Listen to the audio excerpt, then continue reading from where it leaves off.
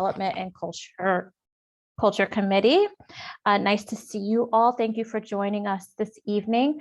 We are going to get started. Angel, if you could go to the slides, that would be great. So just a few ground rules before we get started. No one may speak until granted the floor. CB11 members, if you have a question about board business or wish to make a motion, please raise your hand through Zoom. If you click the participant icon, the participant panel should appear and you should find the raise hand function there. If you still have technical difficulty, you may click the chat icon and relay your difficulty to the staff. The chat function should not be used for CB11 business or questions about agenda topics. All such remarks should be made on the record by raising your hand through Zoom. Chat should only be used to alert us as to any technical difficulties you are having or to state in writing information like an email address that was already stated aloud on the record during the meeting. Please keep your questions and comments succinct and germane to the discussion. Members of the public, if you have a question or comment about the subjects on the agenda, please raise your hand through Zoom and wait to be recognized. So this meeting is now called to order. We now have quorum. Oh, we still don't have quorum yet. Okay. We do. Oh, okay, great. Okay. So this meeting is now called to order at 6:38 p.m. Angel, if you could call the roll, please. Sure. Adem Briha. Here. Eva Chan. Here. James Horton. Here. Sorry, I was choking on my snack. Marissa Mack. Here. Giselle Malave. Here. Jennifer Meyer. Robert Perez. Here. Don Sanders. Vinnie Torres. Jenny is excused. Nye is excused. You have a quorum. Okay, great. Thank you so much. Do I have any objections to the agenda? If so, please raise your hand. Okay, seeing no hands, the agenda is adopted. The minutes were sent out quite late, and you will be able to review them. But if there are any questions in regards to the minutes or objections to the minutes, please raise your hand.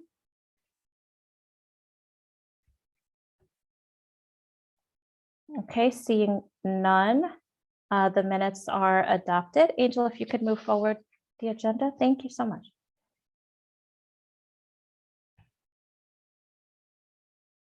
So the next meeting for Community Board 11 will be January 13th. So please mark your schedules accordingly.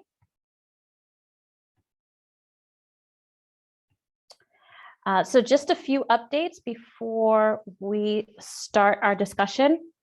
I wanted to bring to everyone's attention on November 18th, Angel actually sent around an email from the Department of City Planning for community members to voice their opinion on the open street program, pilot program that was presented. So I know a lot of us had some comments, ways that this program could be rolled out a little bit better, right? To consider residents, to consider the rodent problems that we have, to consider the parking issues that we have.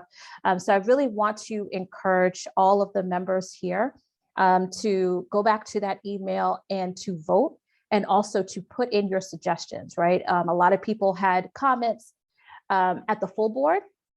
They may not have made at committee, but this is now the opportunity for you to submit those comments to the city so that this can be a more robust and honestly, a better thought through program. So if you could find that email, your input is welcome, I believe, until December 31st. Angel, if you remember, please correct me if I'm wrong, but I think it's December 31st, which is the cutoff date for you to submit the survey and your ideas, again, for how to make this program better for both sides, because we do want to support it, but it's just a matter of ensuring that it's helping all stakeholders. So I just wanted to make that announcement. SBS also has a new 10,000 grant that was just released. So for businesses that have had a 25% reduction between 2019 and 2020 in low to moderate income communities that have not received funds from SBA for shift venue, I believe, and there's one other qualification, don't have it up here right now, but please, if you are a business that is still looking for funds, looking to ensure that you can continue on coming into 2022, please look into the new loan from SBS. And that's all of the announcements that I have currently. Angel, is there anything that you wanted to mention at this point?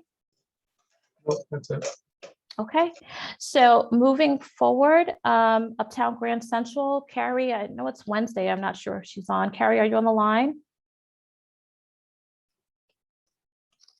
Okay, so I do not hear her.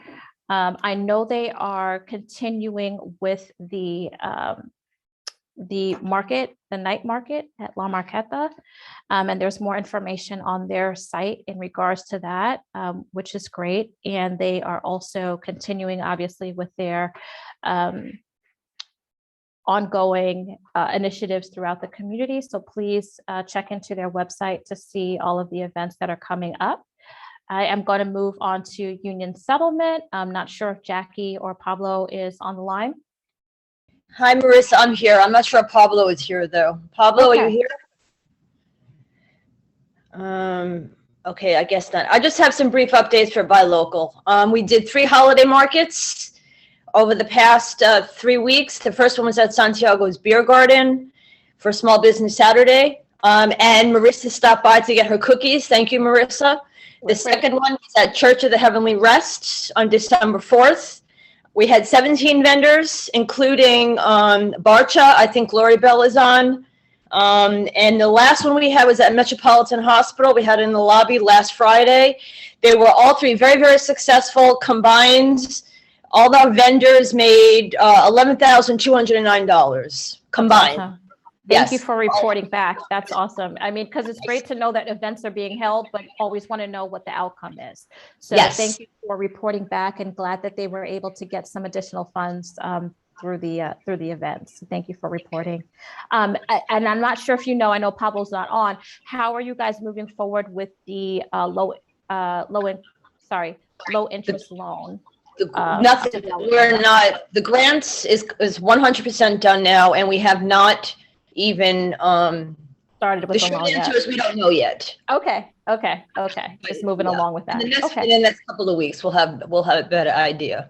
Wonderful. Thank you. Just so you know, I mean, Carrie should obviously be saying this, but the night market is this Friday, this Saturday, and this Sunday at La Placita. Okay. From 5 o'clock, or I think from 5 o'clock until 9 o'clock, although I think Sunday is from 4 o'clock until 9 o'clock. Perfect. And I'm sorry, Union Settlement is also a co-sponsor of the event as well. Yes, and so is El Museo del Barrio. Perfect. Thank you so much. Thank you for that information. Nice to see that that is back for the holiday season. So thank you. Dimitri. How are you? Hi, how are you? Very good. So thank you for coming this evening. I know that you are preparing to figure out what your next steps are in regards to the MTA and the revitalization of the tracks above you. So if you would like to share out, please, you have the floor. Thank you. I just wanted to add on to what about the night market. Part of the event is going to be taking place at Urban Garden Center as well. So I just thought to let you all know that it spans from Urban Garden Center to La Placita. So now regarding Urban Garden Center status, I mean, currently the MTA has given us an update. They are still working on the planning stages of the work that they haven't explained to anybody what it's for and why it's necessary and if we're safe underneath these tracks. But they are talking about signing a contract in 2023, starting work late 2023 or 2024. The EDC has been very helpful thus far. However, if anybody's familiar with what's going on Park Avenue currently, you'll notice there's some construction going on between 115th and 121st Street, shoring up the train from the exterior, adding some metal to the beams. And this project has dragged on quite a long time. They've removed just about every single parking spot from 115th Street to 121st Street to do this work. And for instance, like a local business like mine during Christmas, nobody could park on the street to patronize us conveniently. And not to mention the fact that a lot of people work in this community are looking to store their car in the street at night, and they're scurrying around looking for parking and what have you. So it's just sort of disappointing, and it's sort of like a precursor and an example of what to expect in the future. And this is why it's very important that we get ahead of this before they sign a contract and have them explain to us what they're going to do, because that train does nothing for this community. It transports people from outside the community to Midtown. Even though we have a spot on 125th Street, you'll look at the ridership from 125th Street, the egress and ingress in that stop is very little, and very few businesses of any get any kind of benefit from that train stop. So they've done very little to support some of the crime and other things that are going around in and around their space there. So I just find it just mind-numbing why there's not a bigger or more of a public outcry to get some answers. So I feel that I'm respectfully requesting that the Economic Development and Culture Committee ask the MTA to appear at one of the future meetings and explain what they're doing and why they're doing it and what the plans are, and explain how they're going to benefit our community, which they've done nothing for over 100 years benefiting us. So this is where I'm at. So Dimitri, thank you for just explaining what your situation is, where you're coming from with the Urban Garden, and how it has just the beginning of the process has impacted you. We do plan to ask them to come in January, if not in February, to our committee to give an update on where we are. Not sure if you remember, but they were here last year to talk about the beginning phases of the project and what they were intending to do. But again, we wanted to get an update to see where they were, how they have engaged the businesses underneath the viaduct that will be impacted by this process. What has been, from your end, what has been the solution for some of the cars and some of the other mechanisms that are used at Urban Garden Center as a workaround for the work that has been done? I mean, it's, they give us, for instance, they'll tell us we're going to be working in your site or around your site for the next 10 days, and they're there for 2 days, for instance. And so if you're coming from outside the community, you want to shop in East Harlem and stop at Urban Garden Center, buy a Christmas tree, and then maybe go to a Moose Bouche or one of the other vendors in La Marqueta, you're not going to find parking because most of the parking is gone. So now, of course, there's very few parking available on 116th Street, and we don't have parking garages or public parking spaces like other communities do. So that are at least readily available. I mean, most of them are monthly only and things like that. So what happens is people aren't going to drive into the community. Now I know there's an argument for, well, we don't want people driving. Well, unfortunately, people still own cars and they still drive. So the other thing is, if you have a heavy crime element in the community, people are afraid to take public transportation in and out of this community. I mean, it's just a disaster. So people that live in this community are dealing with a lot of different negative factors currently. I mean, we have people doing drugs on the street. We have people committing crimes. Like, we're broken into just about every single night, and we have to pay for nighttime security, which, I mean, everybody complains about what things cost. Well, think about this. It's costing even more for us to do business, to remain in business in this community, and have the pressure of the MTA not giving us a real positive, proper update. And lastly, I mean, you know, this is a public authority. We have very little that we can do to stop these people from doing what they're doing. But I just don't understand how a public authority who operates a train over our heads every single day and does absolutely nothing positive for us, zero, not one thing. There's probably, you can count on your hands, on your fingers, how many patrons of theirs shop at any of the businesses in the community. I mean, there's a coffee shop right by the train station. I would love to hear how much business they do from any of the traffic going in and out of that space. What I've observed, very little. And I have to tell you, it's really shocking how, I mean, this community should be up in arms because they're going to literally shut down businesses post-COVID. We just finished with COVID. We just finished, and this is what we're going to deal with. It's unbelievable. So a couple of things. One, when they presented previously, we did ask them, you know, what their give back was going to be to the community as a result of some of the work that they are doing, which was, in my opinion, not really acceptable. I think one of the mentions was providing some sort of programming for STEM, which is great.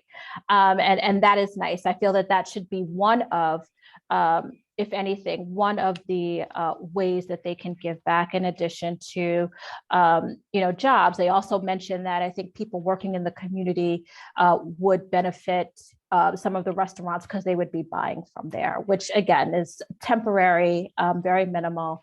And that's not a really, you know, long-term give back to the community. So we did have preliminary conversations about that and what that looks like.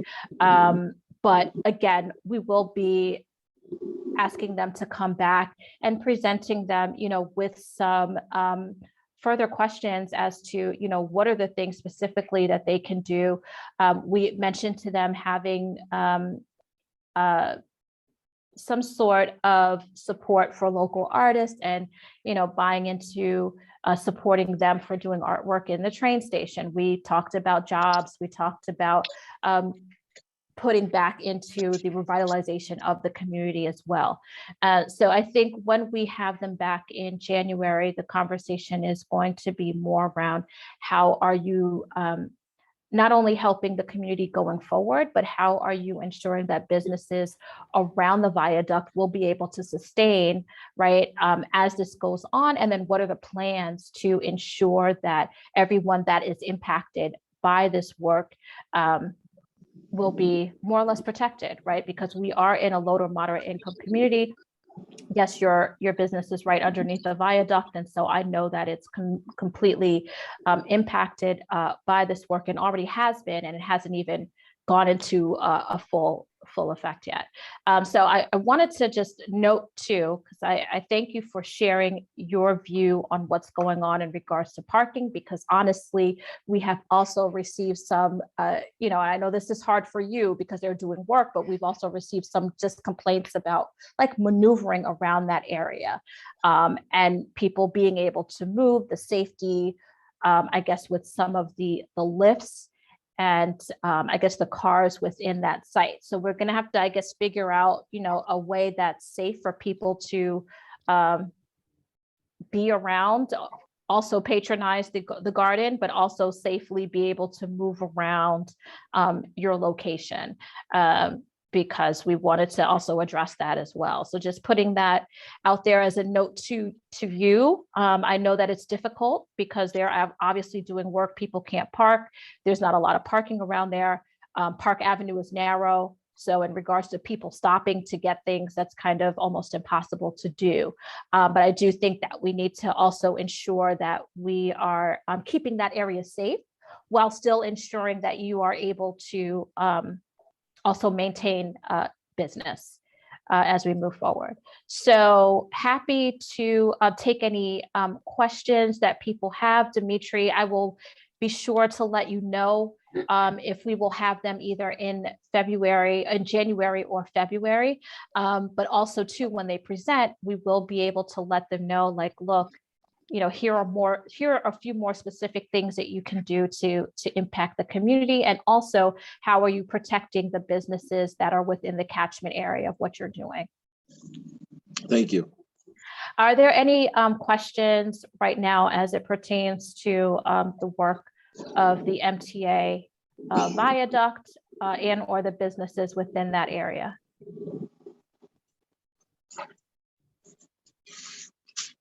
Okay, so Beverly and Again, then Debbie.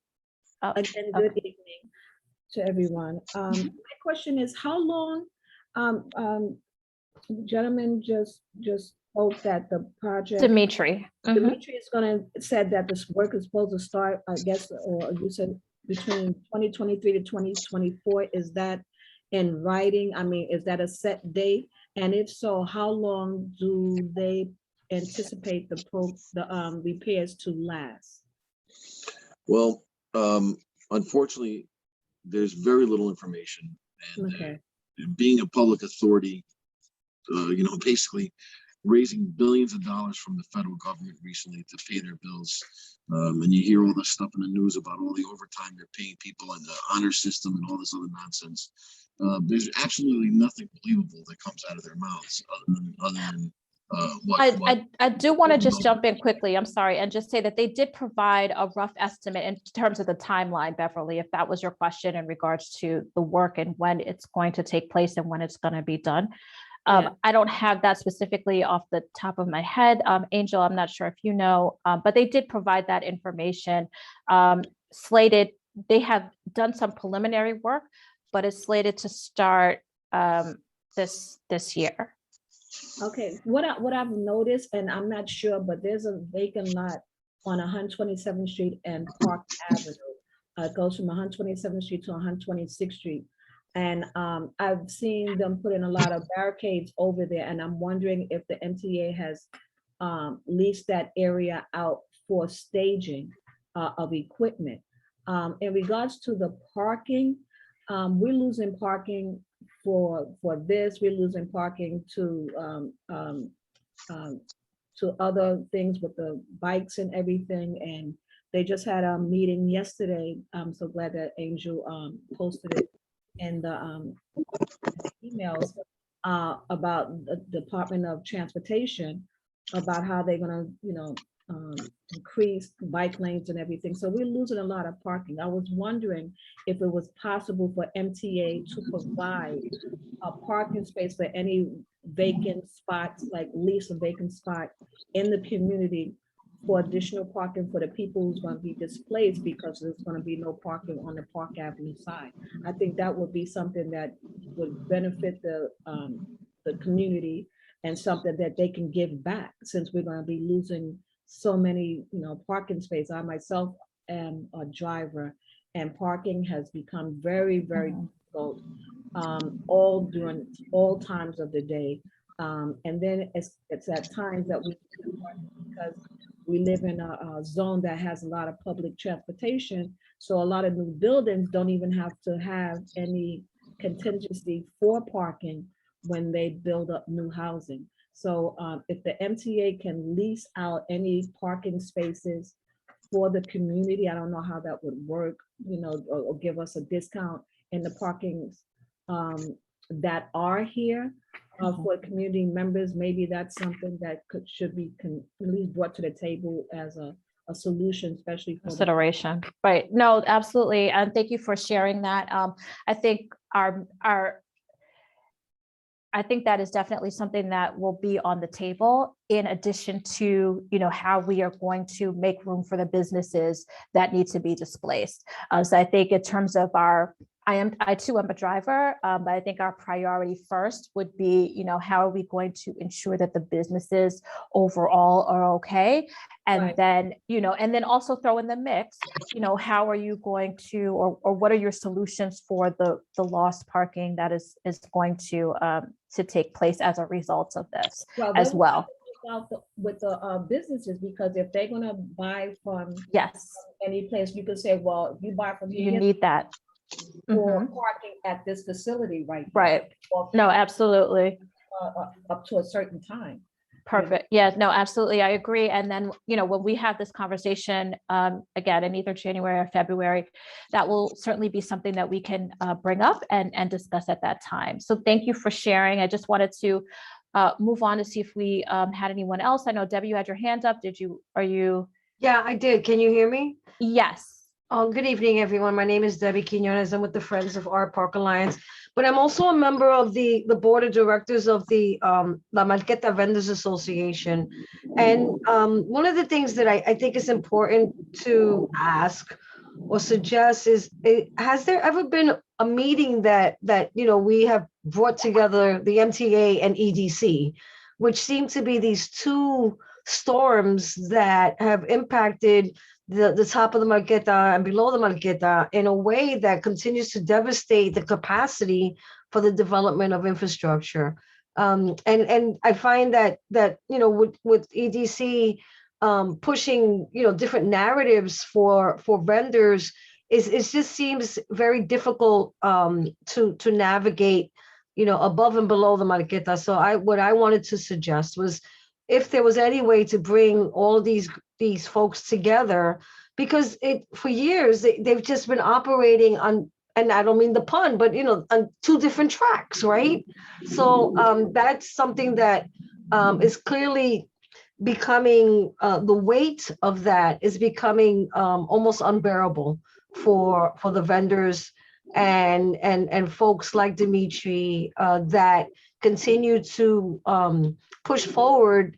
But it just is something that I just wanted to propose for consideration. Thank you. I appreciate that, Debbie. And I too agree, as they are bigger entities, right, that are supposed to be and have been in certain ways, helping the space and helping that particular corridor. So they would also be someone that we should include in that conversation, what's going to be done, not only from the MTA standpoint, but then also what can EDC to help support the efforts that they're putting forth. At the same time, though, all at the I same know. time. Yeah, yes, no, I understand, combined, I understand. But yes, that is a great point to be made and noted. And so we can think about that as we move forward. Thank you for bringing that up and mentioning that. So Dimitri, thank you for presenting. We are going to move forward if there are no other questions. And we will keep you abreast as to when MTA will be coming back to our committee. Thank you. Okay, great. Next, thank you, Sandra, for waiting. We have Sandra Madera from Columbia Harlem Small Business Development Center presenting on a few of the initiatives that they have going on. So Sandra, you have the floor. Great, thank you, everyone. I'm Sandra Madera, and I am with Columbia Harlem Small Business Development Center. I'm going to share. Do I have a share capacity, or should I just run through a few of the programs that we have in place? I can share. Okay, great. Give me a sec.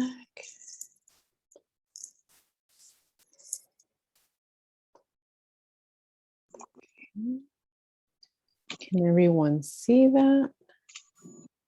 Oops. Yes, that was great. Yep. Okay, Thank great. you. So again, I'm Sandra Madera, the Assistant Director for the Small Business Development Center. We're going to have a new address very soon. In January, we should be on 129th in the new building. So we're really excited about, all of the work that we're doing with our community and the small businesses that are in Harlem. So I'm going to go through just a few of the programs. We have several partners, but one of the new initiatives is with Santander, and it's Cultivate. We're trying to kind of give access to food vendors and food entrepreneurs that are in the food industry. Everything's on our website. The other initiative is Harlem Local Vendor Program. All of these start after January. So applications are all open. All of the links are on our website. Harlem Local Vendor is another program that we are now accepting applications for. We partner with Harlem's Park to Park.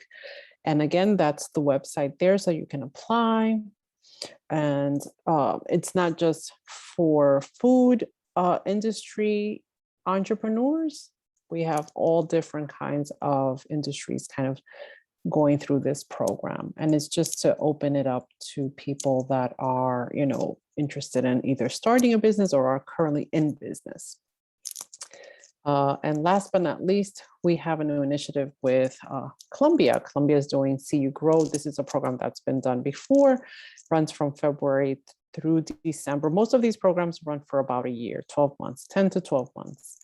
And again, See You Grow is geared toward minority women, locally owned. So again, we're accepting applications for that as well. Those are pretty much the programs that we have currently. CCBP is another program that we run. That is a 2-year-long program. All of these, again, are on our website.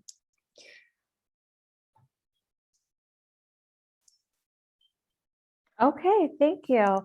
I guess, could you, just briefly just tell us, like, if there are any parameters for the programs? I know, I guess one is you're just a minority-owned businesswoman, in terms of that being a parameter. But if you could, just briefly say, like, who are these for primarily? Is it just new Okay, so businesses, I'll go back. existing, and just briefly, just so we have Sure. So for Cultivate, and again, all of this is listed on our website. For Cultivate, we're targeting minority entrepreneurs that are in the food-related industry. Gross net revenues between 25,000 and $1 million. Again, it's a year-long program. So that's the parameter for that. And for Harlem Parks to Park, we've had entrepreneurs that are starting businesses that kind of join. And so it's a full year-long program that will help the entrepreneur start the business, grow the business, and just do everything from marketing to branding. And we do work with all local based. So it's not, it doesn't have to be only minority women or minority men. It's open to the entire community. Anyone that has an idea for a business and has a business in place, they can join and apply. And then for See You Grow, I've already given the parameters for that one. Okay. All right, great. Thank you so much. You're Thank welcome. you for presenting. We just wanted to get the information out there. Yes. The great thing is there's so much information now out there for small businesses, which is Yeah. amazing. I think sometimes, information just may get lost, but as there are new programs popping up and new initiatives coming about, we want to make sure that we are at least letting the public know on all different ends about that. So thank you for presenting. Absolutely. And our office does also a bunch of other things. We also do one-on-one counseling, again, all at no cost to the entrepreneur. So we do anything from a startup that's an idea, just someone coming in with idea, all the way to, big firms that have big contracts, and we kind of walk them through how to acquire and procure different contracts. So we work with all the full range of entrepreneurs. So our office does much, much more than the programs we do. I mean, we've seen people grow their business even through the pandemic. So yeah, no, absolutely. We've had Karen here as well to talk about the work that you guys are doing, so which is amazing. So thank you so much. Do we have any questions for Sandra until before we move on? Beverly, is your hand up from previously, or is that a new hand? This is a new hand. Okay, all right, go ahead. Yes, thank you for the presentation. It's very educational and stuff that I didn't know.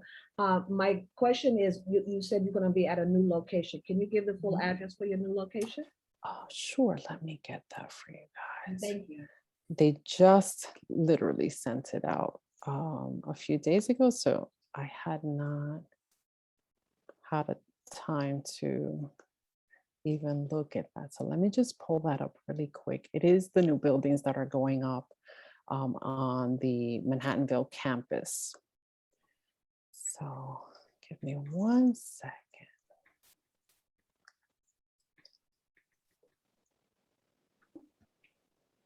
Beverly, did you have another question in addition to that, or? Nope. Okay, No, that's it. Thank you very much. you're welcome. Thank you. Is there anyone else? Okay, so the address is 645 West 130th Street. It's the David Geffen Hall building. That's where we're going to be located. Okay, thank you so very much, Sandra. You're welcome. Great, thank you so much. And great, so next, Angel, if you could. They're going to be presenting, so they can share now, NYPL. Yes, perfect. Leslie, is Amir on as well, or just Leslie? Oh, and Sumi. Yeah, We're we've all got- here. Thank you Everybody's so here. much. Okay, Yep. great. Thanks for having us. And I No will problem. share the screen right now. And if it's okay with you all, we can jump right into it. Is that all right? Absolutely. Thank right. you. Just a second here. I'm a little rusty on my Zoom sharing. All right.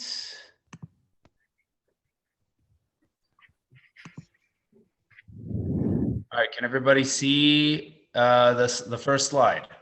No, just a Nope. black screen. Dark screen, yeah. Oh man, that is unfortunate. All right. Let's try this. It's okay, now that everybody's back in the office, you know, Zoom skills Exactly. got a little lost, you know. I know. so- Yeah. All this in-person stuff now. I know, what is this? I don't Right. Okay. I think I am doing something different this time. How about that? I can Perfect. see it. Yep.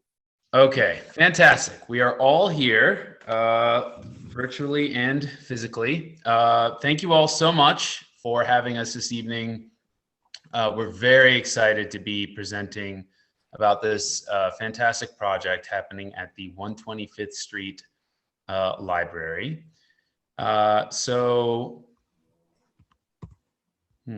Okay, there we go. So tonight we're going to be talking about the project. I'm going to be sharing a little bit of background on the New York Public Library in general, some of 125th Street branch's history. You'll be hearing from some of our esteemed partners at EDC and Gilbane, and some of my esteemed coworkers at NYPL, Capital and Library Services. And our friends at Gilbane will be talking a little bit more about the construction details and what to expect over the next 2 years. So what I want to start off with is just allowing you all to get a chance to meet the folks that are going to be presenting tonight. Not everybody on this slide is presenting this evening, but I thought you should see the folks who are essential team members, excuse me. So my name is Amr. I'm a manager with NYPL's Government and Community Affairs team. And I will pass it off to Sumie at Library Services. Thanks, Amr. I'm Sumie Ota. I'm the Associate Director of Neighborhood Libraries in East Manhattan. And I will pass it off to my colleagues in Capital Planning. Yes. Hi, I'm Carrie Gould. I'm Director of Planning in the Capital Division at the library. Hi, I'm Leslie Williams. I'm a project manager and I've been very involved in this project. And we have a new project manager, Logan Burkamp. He's on the call. I don't think we can see him, but I just wanted to introduce him. And I'll pass it on to the New York City Economic Development Corporation. Good evening. I'm Meredith Simon Pearson. I'm a senior project manager in the capital program at NYC EDC, and I'll pass it off to Fernando.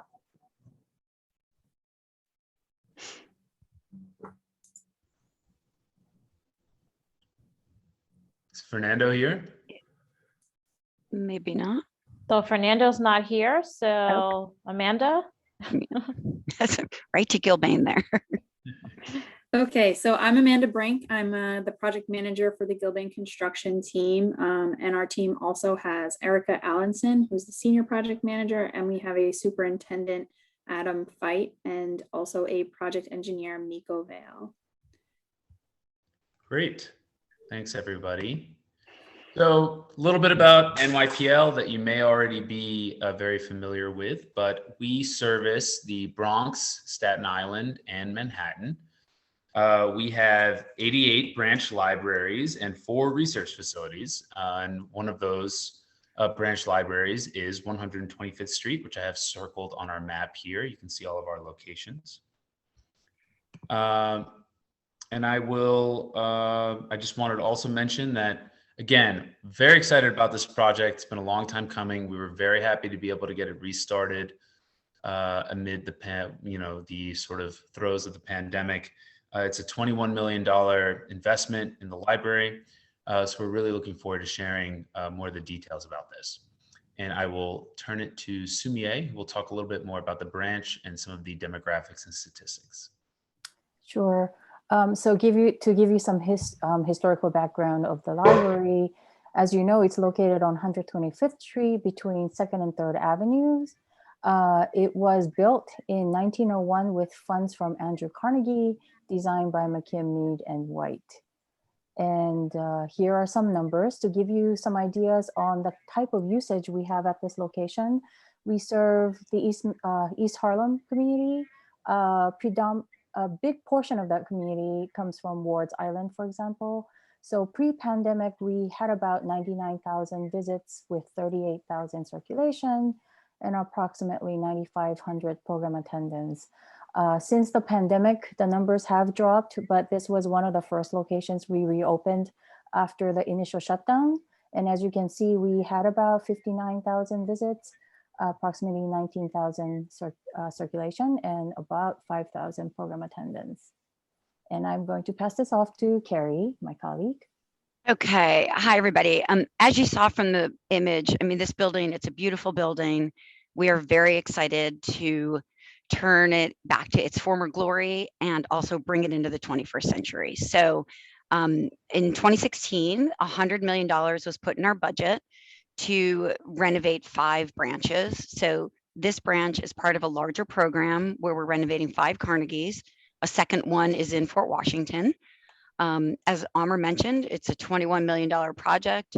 I will say that number's grown a bit with our bids, but all we think super well spent and just like a fantastic project. So we did select a design team, Canon Designs.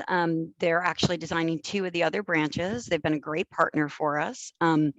Also, typically at NYPL, when we have city capital money, we work with the Department of Design and Construction. You know, we've had a mixed experience with that. So we wanted to maybe try something else because we really want to get these projects done.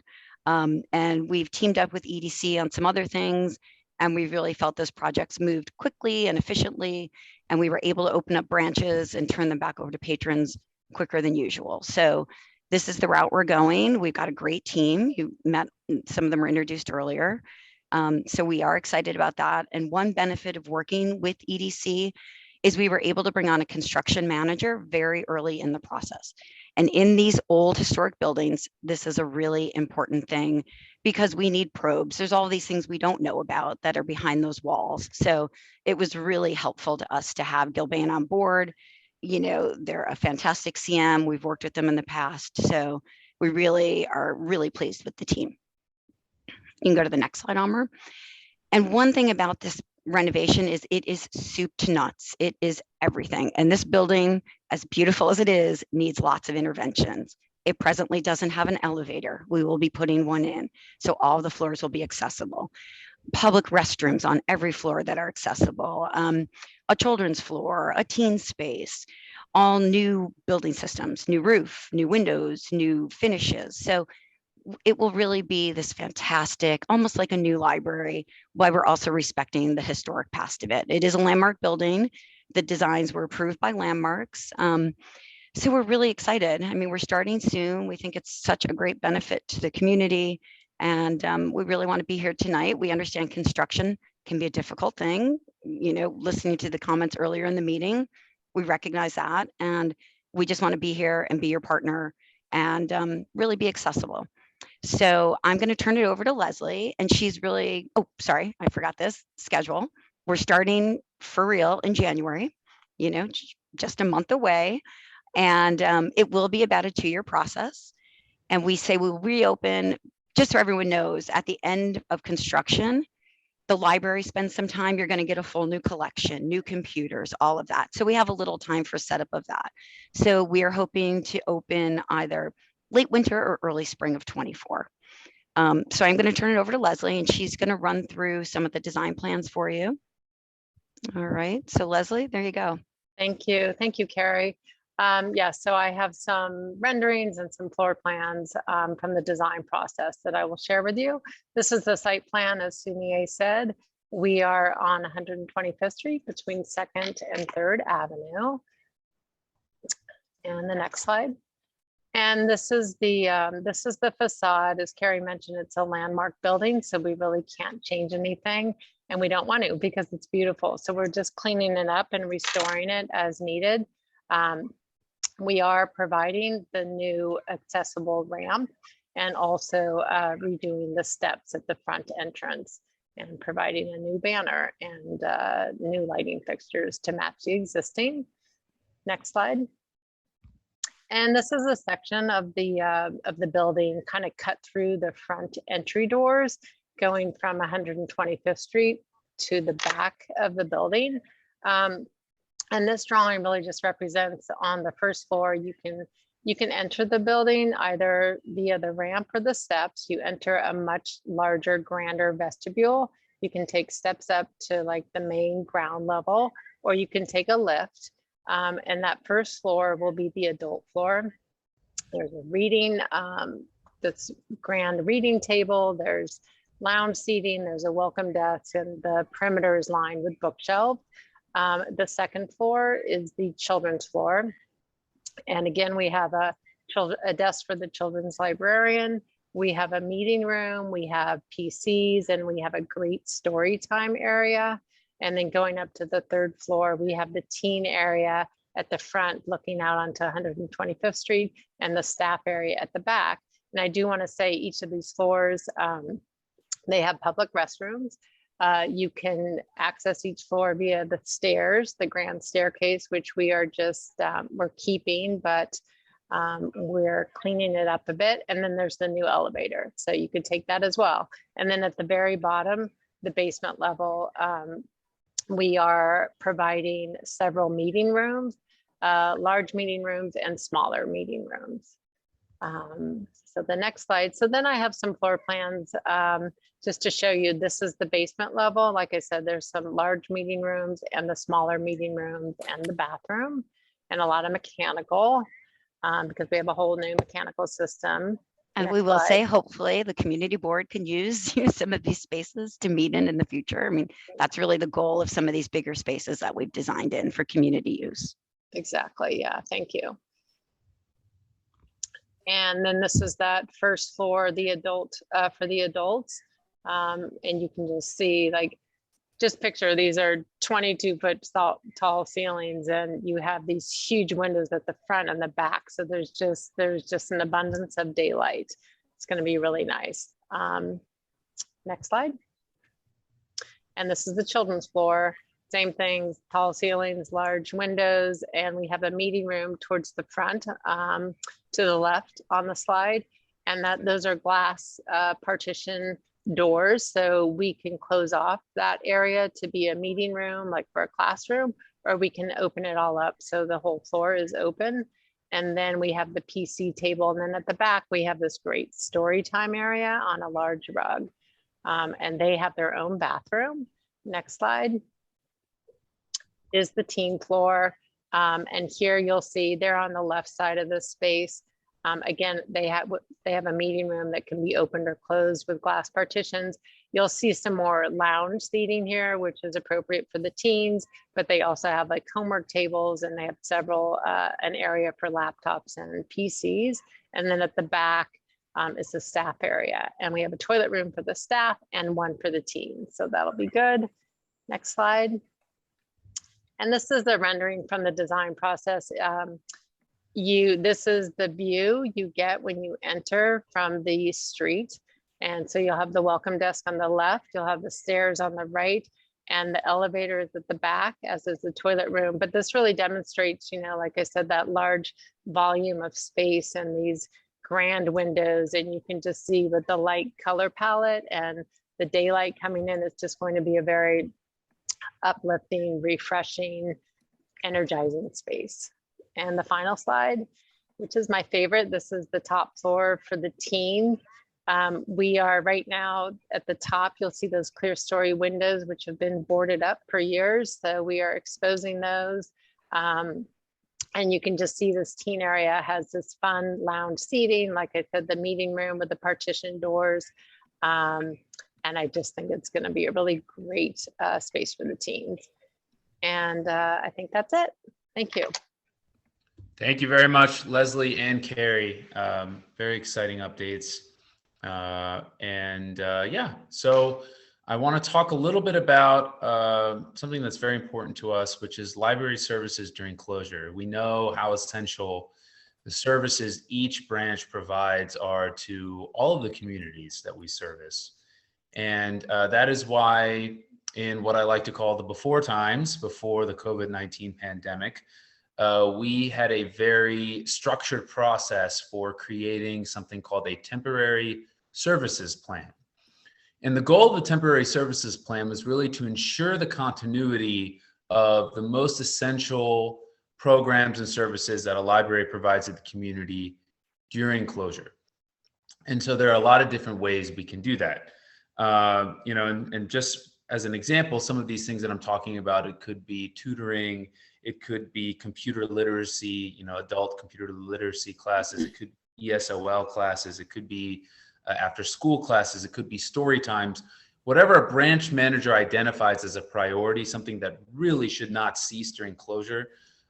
We had a very defined process for making sure that that continued. And so we did that through other libraries in the neighborhood that are not undergoing construction. We did it through leveraging our robust partnerships with community-based organizations, with elected officials who would say, hey, yes, we have a community room, we will host your ESOL class, for example.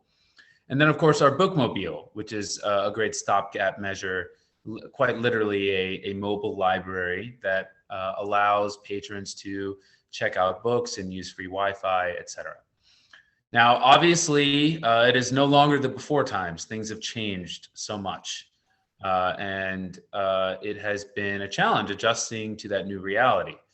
But we've still, we never closed during that period. And so although our temporary services program to ensure continuity of programs and services has indeed been compromised, we're still here and we're still providing services in a lot of different ways. So right now, our temporary services program is what I would call a work in progress. NYPL did launch an outdoor programming schedule initiative over the summer.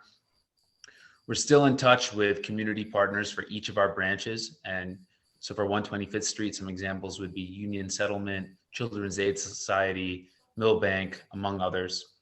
And then of course, nearby branches, Harlem, Aguilar, County Cullen. And right now, the way programming is at NYPL, it's really a branch by branch basis. Some branches are able to do programming, some aren't. Some CBOs are not doing programming at all. Some are. Some didn't really make it out of the pandemic. They've closed for good.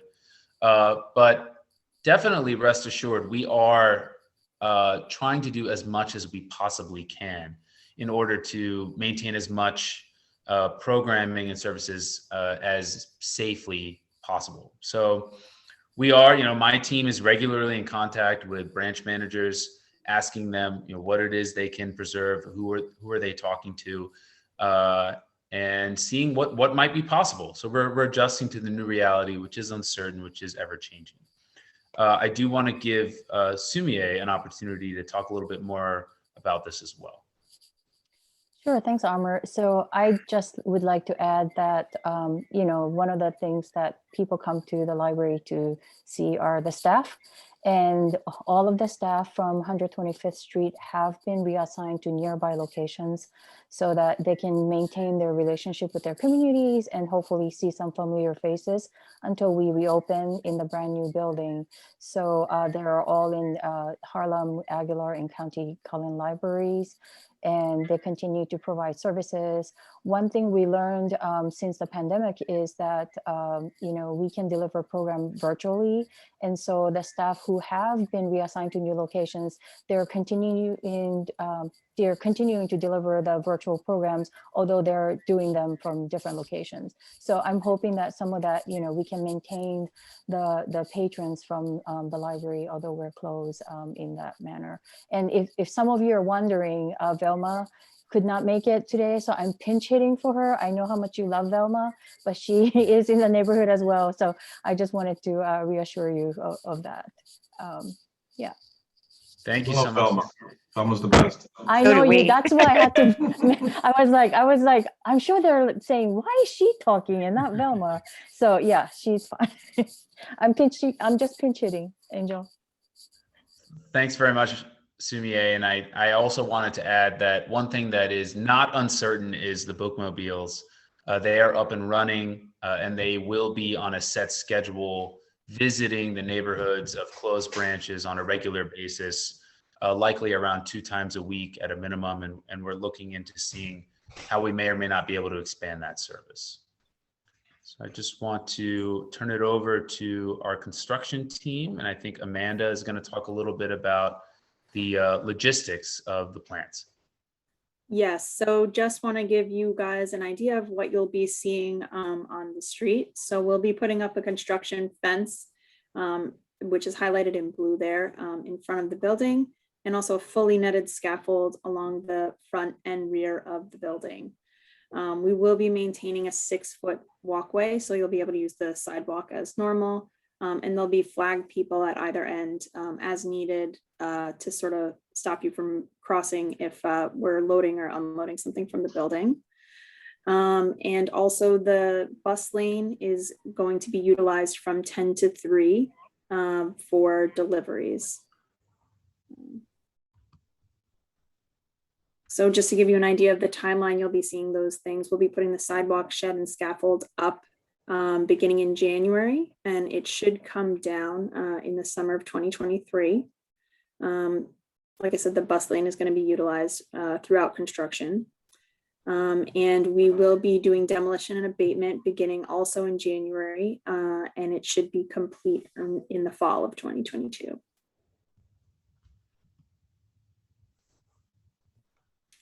Turning it over to LaToya.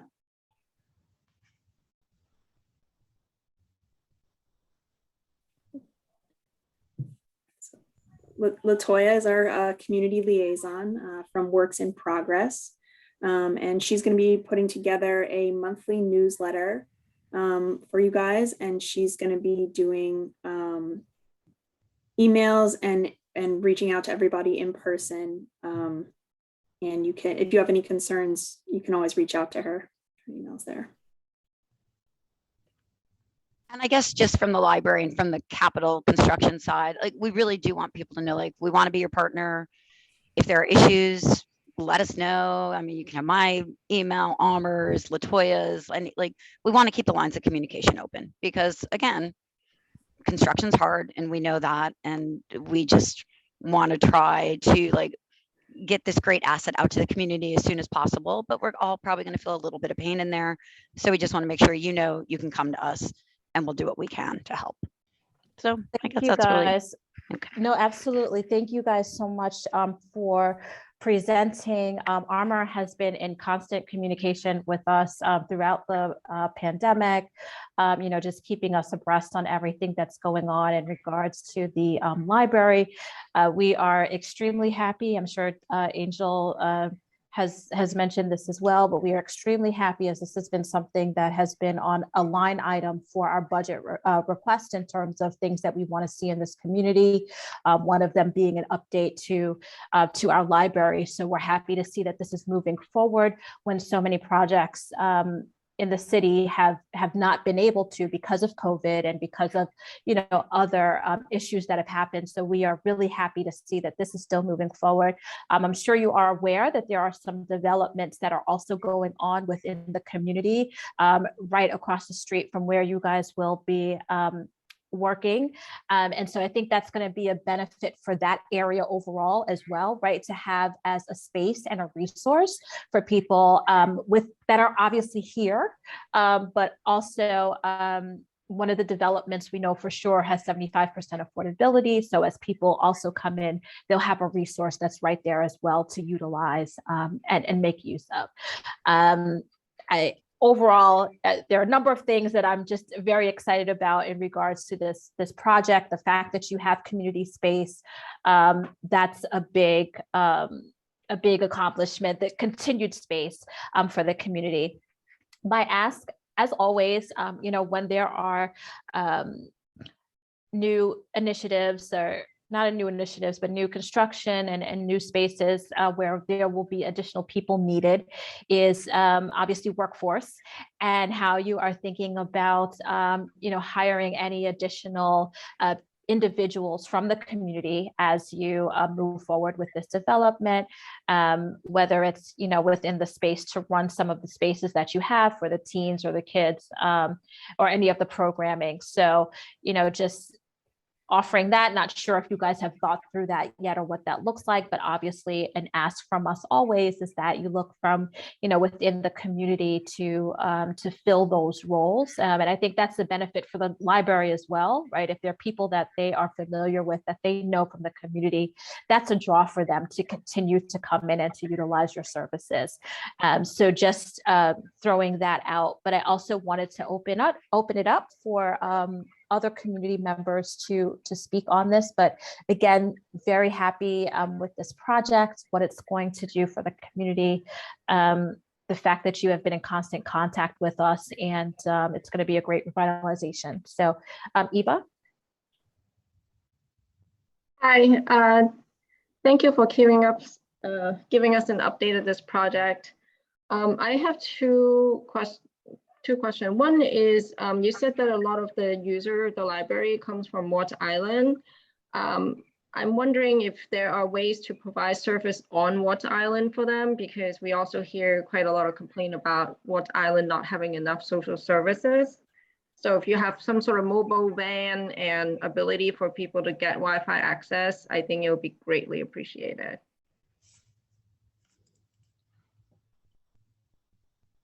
Yeah, I mean, to be frank, that's the first I've heard of that. So thank you so much for sharing that. And that's absolutely something I'd be happy to run back to the folks who are running the bookmobile right now to see if we can get some presence there. Yeah, and if you need, we can send you the contact information of some of the operators on there. Yeah, that would be great, actually. I'll put my information in the chat. Yeah, I can send you an email. I'll send it to you today. That would be great. Thank you so much. So the second thing is less of a question, but actually one of the developers that you have hired from the diversity program is Bottom Line Construction for this program. And with this type of project, they are now able to plow back into the community. And they are offering training for 11th and 12th graders in high school to learn construction management. So you are welcome to hire the interns as summer interns once the students graduate in the summer. We are also looking for construction firms to sponsor networking events so that, throughout the whole 6 months of training for the student, they can go to different construction firms and talk to real estate professionals. So I'm gonna just send over the link. And since you already know Bottom Line, we invite you to support this job creation program. Thank you. Thank you, Eva. Thank you for mentioning. I also wanted to, quickly ask you guys about the mobile book schedule, and to ensure that you share that out as the schedule becomes available, because Angel has been great about sharing information with our community. And so I think that's something that we would want to know, again, as the schedule is created. Just a quick question now for you, as unfortunately some of the numbers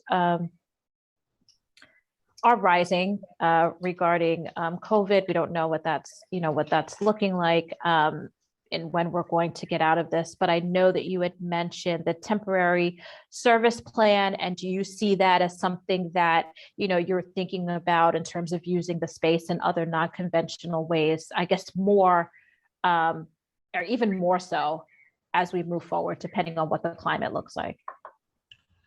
Yeah, it's really, we are exploring as much as possible on temporary services, and we are working with the branches and associate directors to identify any possible partnerships.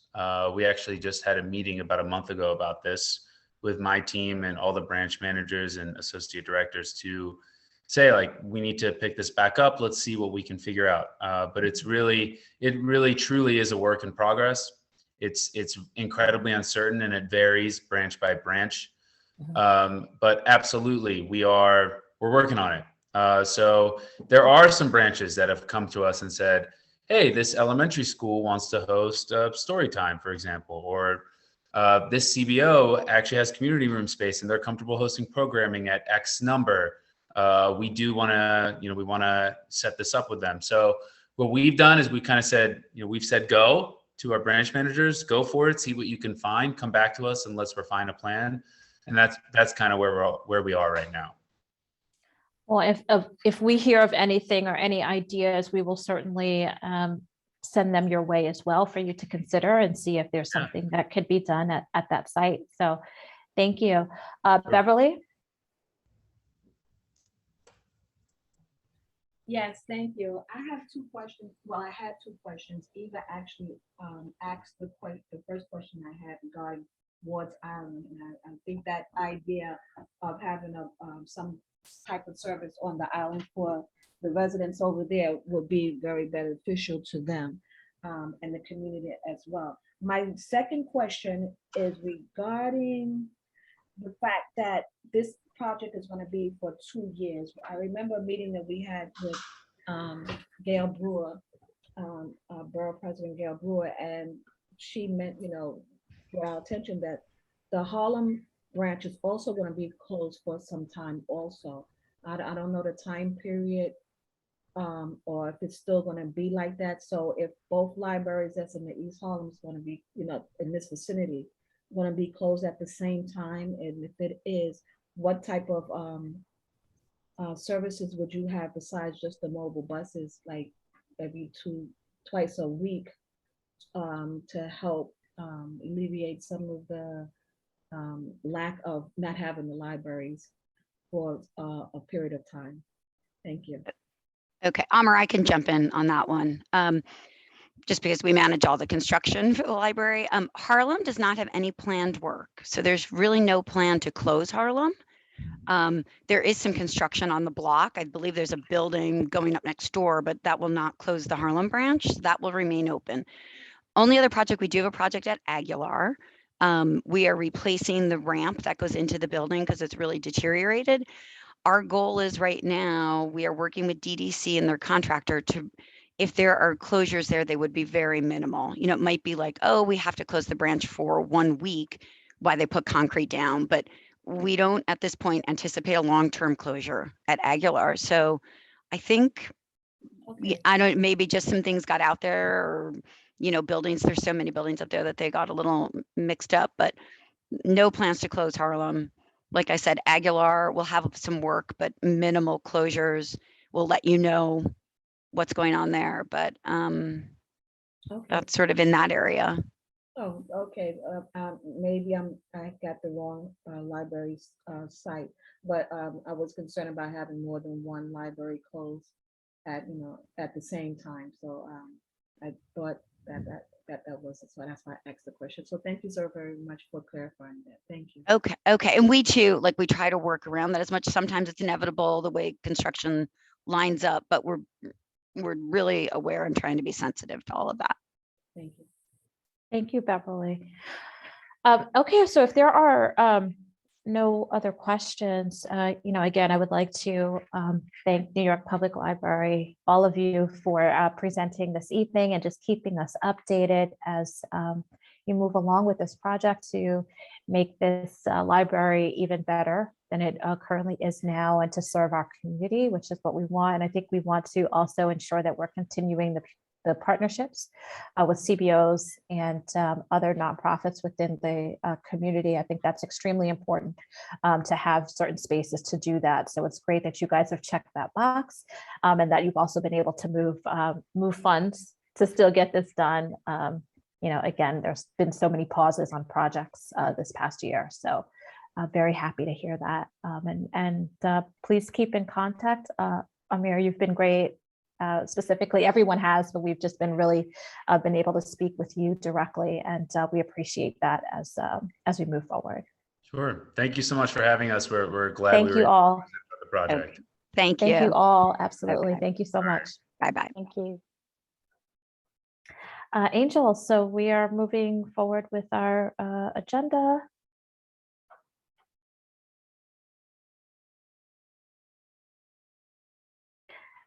So Giselle, would you like to speak more specifically about the job fair? I'm not sure if Pablo is on. I know that he had conducted a survey. I was hoping that he could share some information in regards to that survey. Yes, And I did speak to Pablo okay. several times. We spoke about the survey. We went back and forth on the emails, but the last thing that we did speak about was just because he's gotten feedback from past job fairs.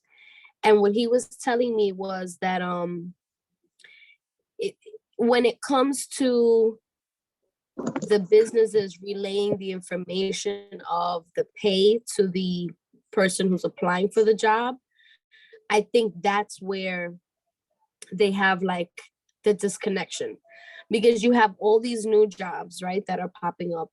People are on these bicycles now, and they're just, they have this flexibility of schedule and time. They get paid more. Let's say, for example, if you have a small business, let's say a restaurant, and the position is a waitress, even though the minimum wage is $15 an hour, a lot of the small businesses, with tips included, it's like they're not really yet meeting that 15. And so people get discouraged a little bit with the pay. What he was saying, which I think it's a good idea. I don't know if we've tried it before, but to kind of make this job fair for the bigger, I would say the bigger companies like the Con Edison, just the bigger companies that can obviously be more lucrative than these other jobs, and obviously offer careers for them, the 401k plans, all of this, all of these benefits that maybe a small business at the moment can't really offer. And so I think if we can, if this job fair can be based on targeting those bigger industries, those bigger industry companies, then maybe, we'll have a better outcome or a good outcome. Because I'm sure the last job fairs have worked somewhat, but, we want to try to maybe target something else, something different, to see if we get like a different result. And so I think that we can, that's one of the things that we could start to do in terms of this job fair. We could start to reach out to these bigger, industry companies to see if they can attend the job fair. And then that way, a lot of people, again, they've kind of shifted into these new jobs that sprouted up during the pandemic or right before the pandemic. And so, there are a lot of them are comfortable jobs too. You have the So the thing I just want to, Right. I just wanted to jump in. I see Pablo's here too. So I just wanted to and I want to open it up for discussion for a couple reasons. One, so I think for the bigger businesses, there's a couple things. And again, I would like for us to discuss this, right? So there are a couple things, and this is going on actually nationally, right? So there's a gap now between the people that are wanting to work and the jobs that are available, right? There are a lot of help wanted signs in regards to different industries at all different levels. And the gap is coming about for a number of different reasons. And I think it really depends on the neighborhood, some of them being what kind of benefits and services people are getting at home as compared to them having to leave their house to work, right? Some of them has to do with convenience, if it's childcare and they're not able to, now go into the office because school is shut down every other day. They don't have another person. There are a number of different reasons as to why there's a gap right now in regards to the need for jobs and then people actually wanting to go in for work. And this is not shutting it down, but this is to think about, right? The caveat or the thing to think about when we think about these bigger companies, it's not just a matter of having a job fair, it's also ensuring that the people, that people are going to show up, two, that the people that are going to show up are the people that are going to be meeting the qualifications for said jobs, right? And so it's not just a matter of saying, look, we want to invite, X, Y, and Z. We want to invite Con Ed. We want to invite, Gilbane. We want to invite all these people. They can come, but there still has to be a level to ensure that they are meeting the qualifications that we're not making up on our end, right? So we want to make sure that if this is something that we are moving forward with, that it's connecting, and I'm saying this for the bigger companies, not so much, some of the smaller that might be more flexible, but to ensure that, the time that they're putting out, because a job fair for them is a big, it's a process. It's not just, okay, I'm going to call you. Do you want to do this? And that's it, right? They have to go to marketing. They have to go through, right? So just to ensure that if we collectively want to think about this, that we are also going to produce people to these job fairs that are going to be set and ready to go for the jobs that we are presenting to the community. So I'm just offering that up as a point of discussion. And then I wanted to speak to Pablo because I know both of you were talking. So Pablo, I see your hand, just opening it up to you for the floor. Oh, yes. Hi, everyone, and good evening. And Marisa, you're right on the money. Exactly what you said. It's what I wanted to say. Is that we should look into this job fair closer to make sure we can offer something that is valuable to both ends.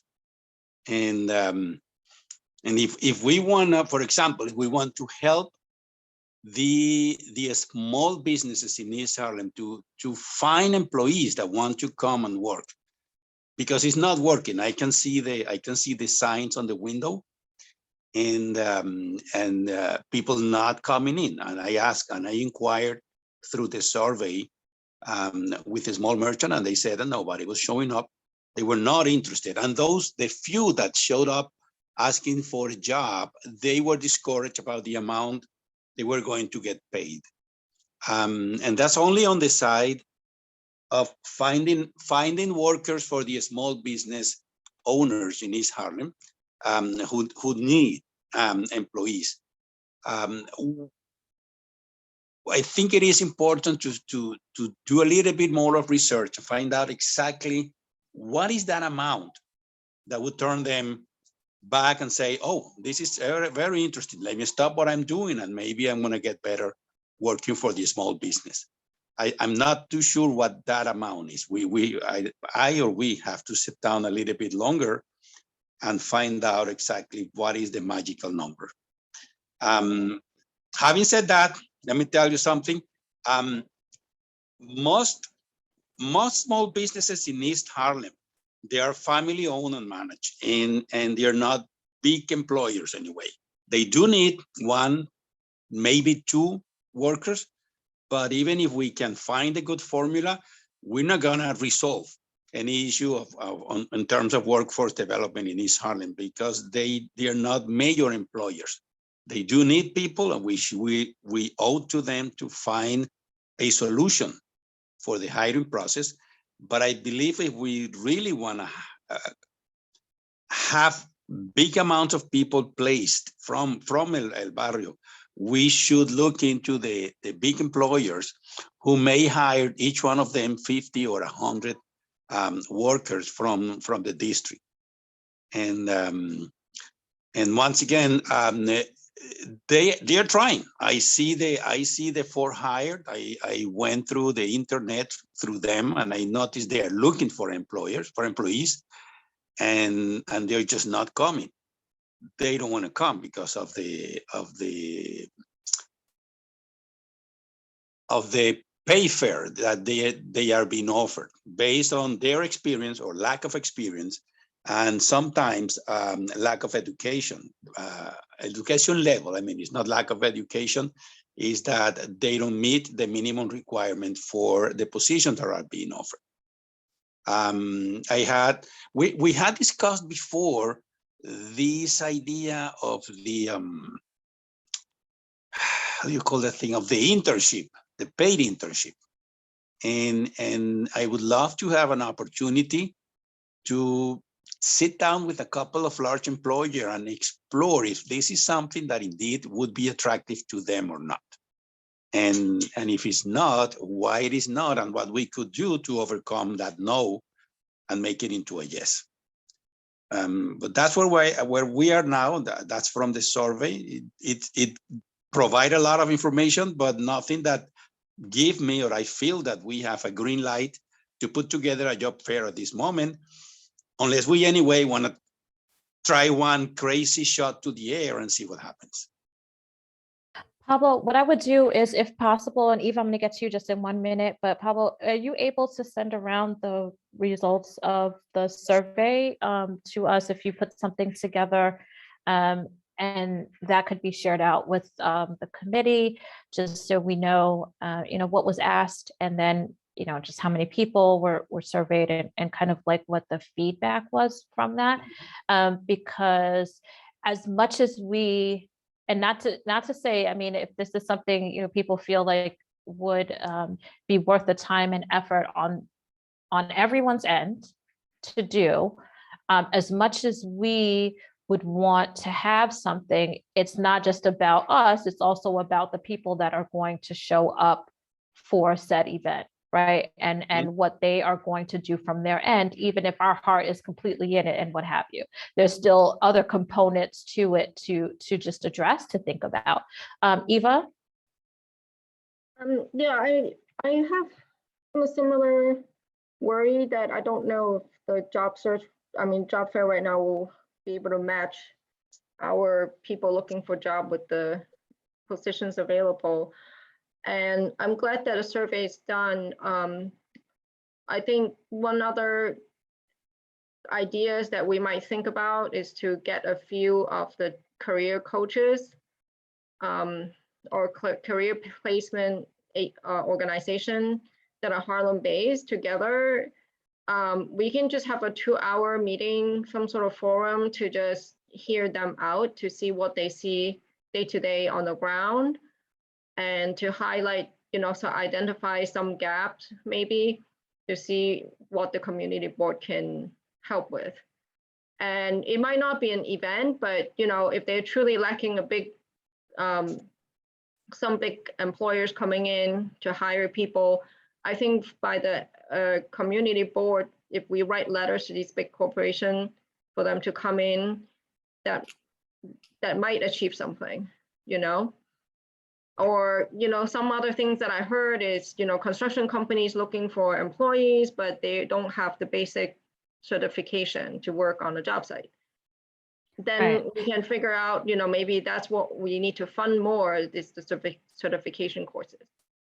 Well, we also had a conversation, right, last meeting, saying that there, and you guys please let me know, but there seem to be a lot of courses out there that I'm not sure that they're, for whatever reason, right? And I feel like that's another area to look at. There are available courses that are out there through a number of different organizations that for what, and maybe that's a survey, like, why are these organizations putting forth, I get emails from Strive all the time, we're still looking, please come, we're having a training, we're doing this. And to me, that's a perfect, again, it may be the outreach, right? That might be an issue too, is that we're sending it to emails or what have you. But there is there's an outreach that is taking place to say, we do need more people on training so that they can get these types of, other types of jobs that might be out there that are more lucrative. But you have to have the training for it. There's no jumping over it, right? There's no getting over that, but that can't be a want from us. And so I think then there's another conversation there. I'm going to go to Jackie and then Giselle. Back to Giselle.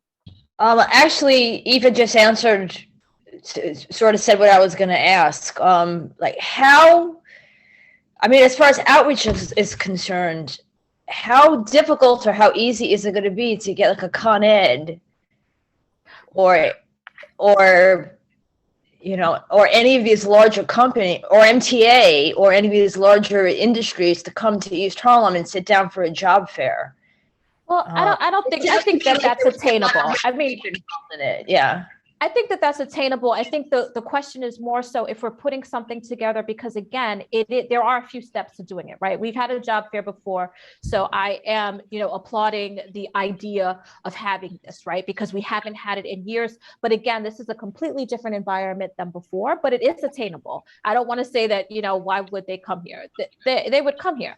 But the thing is, are we going to be able to produce, a whole number of people that are, one, going to show up, and then two, are going to be qualified, right? I think that's the question. I wouldn't want to shoot down our community and say, why would they would come here. If we wrote the right pitch or what have you, they would come, but we don't want them to come and it's only 5 people who show up and 2 are only eligible for the requirements of the job, right? That's the question, I think, really.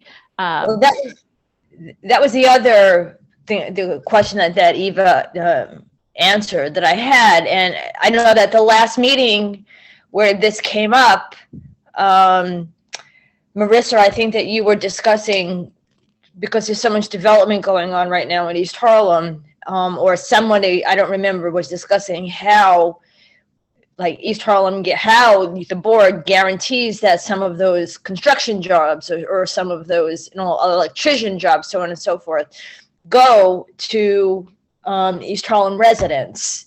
But again, Eva just, answered that also. A lot of them are not skilled. So the answer would probably be that to provide training for them before they could even come here to look for jobs. Right. Yeah. Right. And just, I'm sorry. And the third thing, I promise this is the last thing I'll bring up. I know that the small business community, it's not really, Pablo, I know it's not lucrative. Everybody knows it's not lucrative. They can't really, they rely on a lot of unskilled labor for the most part, but there is still a need for them to hire people. So I don't think they should be completely discounted. Whether or not the board is sort of involved in this, doing a job fair for them. I understand if nobody wants to, but in the future, I think that they are going to want to do another job fair. Who participates, I don't know. It's not really up to me, but I think somebody, I will, I facilitated the last one last year. I'm just saying that come March, April, May, we are going to do another job fair for small businesses. So I don't know if you wanted to do it alongside, or if you wanted to do it separate, but just know that if there's enough businesses that want this or have this need, then we're going to do it again. And that's it. That's all I wanted to say.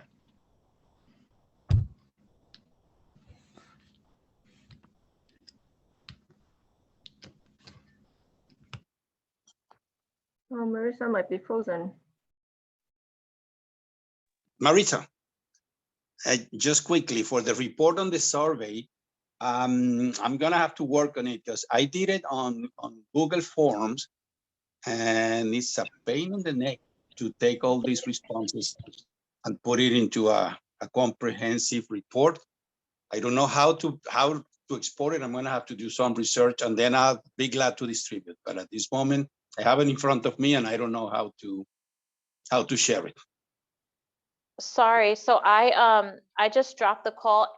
Pablo, if you could send around, can you send around the results to us in an email if possible? I will, Okay. but it's gonna have to be made like by mail. It's gonna take me time. I don't think I'm gonna be able to do it tonight. Oh, no. Yeah. Yeah, no, that's fine. I just wanted to, at least have information shared out with the community. Yes, by all means, I will. Okay. All right, that would be great. I am actually at work. My computer died. I'm actually in a conference room, so I don't have my plug with me. I'm on my phone right now. So if you are hearing me weird, that's what that is. So I think in general, what are we feeling about moving forward with the fair? I personally think we need to get some more research before we dive into it, because one, it's a heavy lift to do. And if we are going to do it, I think we need to ensure that, we're going to have a tangible outcome and something that really makes sense, not just because we want to, but because our community is going to benefit. I think one area that we may want to explore, maybe something that we could look into, is maybe on like the small business side, if there's something that they are asking us to do, or they're asking us to hold it. I think that's different than us opposing on them to do it. But maybe on a smaller scale. I know Union Settlement did one a few months ago. But if we wanted to do something on a smaller scale, that might be something to consider. Please let me know your thoughts. Marissa, question. Oh, I'm sorry, I'm Jackie. sorry. You I'm wanna going go to ahead? Giselle. Giselle. They asked us to do the fair, just so you know. The Right. business- No, that's what I said. If the businesses are asking us to hold something, it's something that they want specifically. That's what I was stating. Giselle, I'm sorry, go ahead. I'm thinking maybe, okay, so if because they're all that like very true points. If we kind of maybe work backwards and do a survey for the people, for the residents, and it's probably not, email might work for some people, but it probably will have to be some legwork if we get a survey for like what skills do people have at the moment right now? What skills do our residents, constituents have? Even if they have a job, right? We just want to know what are the skills that exist right now in our community, so that, maybe the job fair can target jobs that need those skills. Do you think a survey like that would be to like just take a very long time, or because Well, it would have to be like really thought out. There are a couple layers to that too, right? Like, who's going to get it? Do they have access to the survey? What are we asking? What are we going to do with that information per se? I just think it's something that we need to think through a little bit further. It's not just the 1, 2, 3. We're already, having some issues in regards to getting information to our community just through email. If we're going to be doing a leg on the ground, who's going to do that leg on the ground work for all of our community, right? It's not just like, okay, we're canvassing 116th Street. If we're doing our entire community, that's like a actual job of a person. So I want to support the idea. I just want us to think through it a little bit more. The survey, we'd have to think through. We'd have to think through that, because I don't think that just sending a survey out just to get that, you have to figure out who you're targeting, what specific questions you're asking, how you're going to use that information to then match up with the jobs. There are a couple different things. I think maybe a smaller bite, as we mentioned, would be looking at maybe like the small businesses that want to do one, and like start there to see, if they want to hold one, what they're looking for specifically, and then putting that specific ask out to say, do you have these skills? And then matching that up with people to come in. But it's not a 1, 2, 3 solution. Yeah, Eva? I have a question. Okay. I think going back to what I said earlier, I think it might be useful to create a meeting to invite job search agency or career coaches active in Harlem, because they are the most in touch with people who are actively searching for work.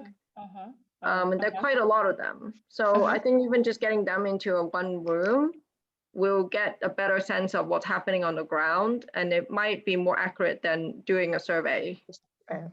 Right, because they're actually having conversations with people that are looking and matching them up, so they know And where they know that what's gap missing, is. yeah. Right. I do think that that would be beneficial, and we can reach out to some of our community partners here that are always in contact with us about trainings and programs that they're doing around jobs. So I think that that is a good idea. And Giselle, maybe, that's the area where, we can start even before just thinking about a fair, because there are, a couple of gaps, and it is a lift. It's a complete lift. And so we'll reach out to you, Eva, as well, and those that want to be involved in terms of planning and moving forward with that. I think that that would be a great conversation to have. So I do want to move our agenda forward. Can we make the topic of next month's committee to So discuss we can this set up, topic?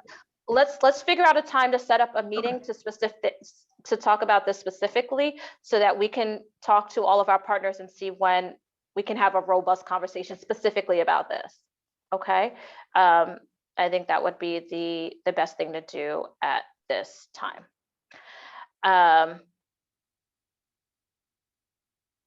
Yes. Okay. So Angel, are you able to move forward with the agenda? Is there any new business? I do have an item, but I will yield to our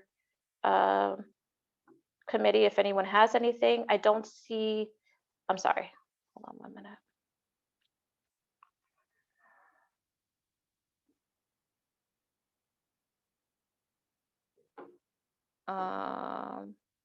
Okay.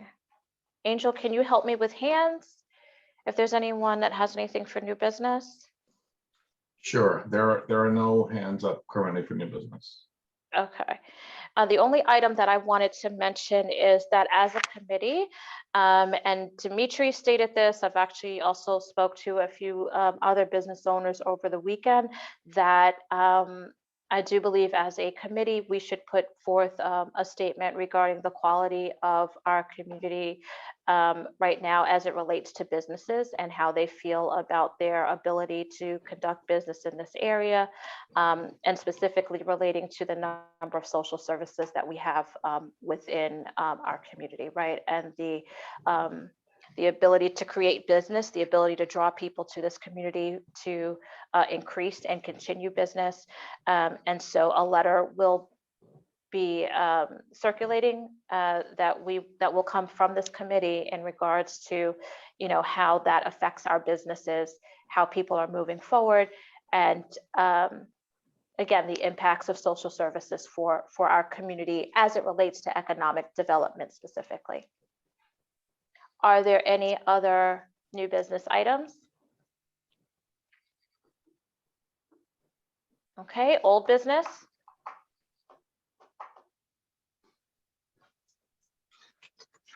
Angel, any hands or anything? No, there are no hands. Okay, and is there anything that you wanted to mention? Nope. You've been quiet. Okay. All right. So if there's nothing else, we will do a roll call, and if there are any other questions, please feel free to reach out to me directly. So Angel, if you could do the roll call. Sure thing. Adem? Here. Eva? Present. James? Present. Marissa? Present.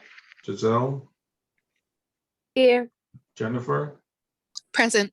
Robert? Present.